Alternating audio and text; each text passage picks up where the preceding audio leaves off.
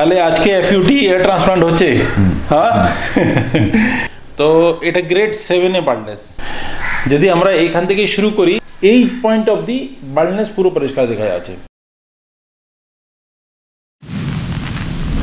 তো উনি আমার সামনে যে বসে আছেন, ওনার নাম হচ্ছে সৌম্যজিৎ, 25 বছরের ছেলে, আর উনি হচ্ছেন ওনার মা, আর আপনি হচ্ছেন ওনার বাবা। তো আজকে আপনার ছেলে হেয়ার ট্রান্সপ্লান্টটা কমপ্লিট হয়েছে। তো সকাল থেকে যেটা আপনার সঙ্গে যে চলছিল, সেটা তো আপনার একটা এক্সপিরিয়েন্স আছে কি এই জার্নিটা আজকে সকালে শুরু হয়নি, কিন্তু অনেকদিন আগের থেকেই শুরু হয়েছে। যে টাইমে ছেলে আপনার বার্ননেস এসছে, সেই টাইম থেকেই শুরু হয়ে যায়।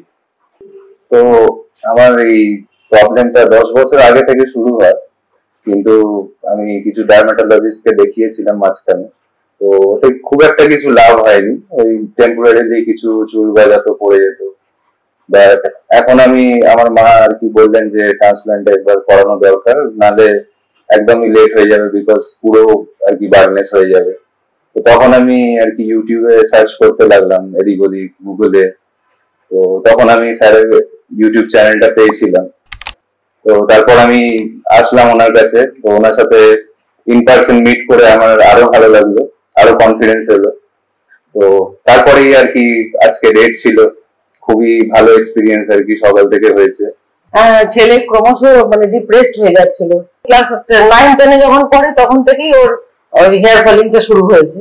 টোটালি ডিপ্রেসড হয়ে গেছে, ওখানে প্রতিদিন কলেজ পর্যন্ত অ্যাটেন্ড করতে পারতো না।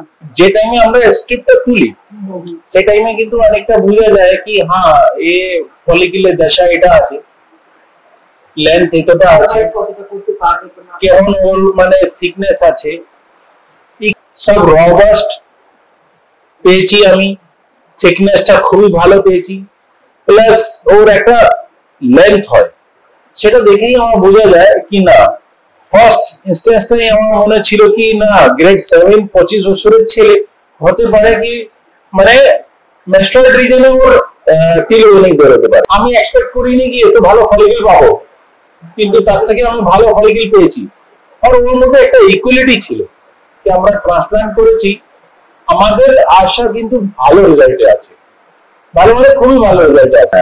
সকালে আসতেই তো আমাকে ওনাদের স্টাফ আর কি, খুবই ওদের টেকনিশিয়ান যিনি আছেন, তো খুবই আর কি যত্নের সাথে রেখেছিলেন ডক্টর আসার আগে। টেকনিশিয়ানরাও খুবই আর কি ধৈর্যের সাথে সবকিছু করেছেন 6-7 ঘন্টা ধরে, ওটা কোনো জোক নয়।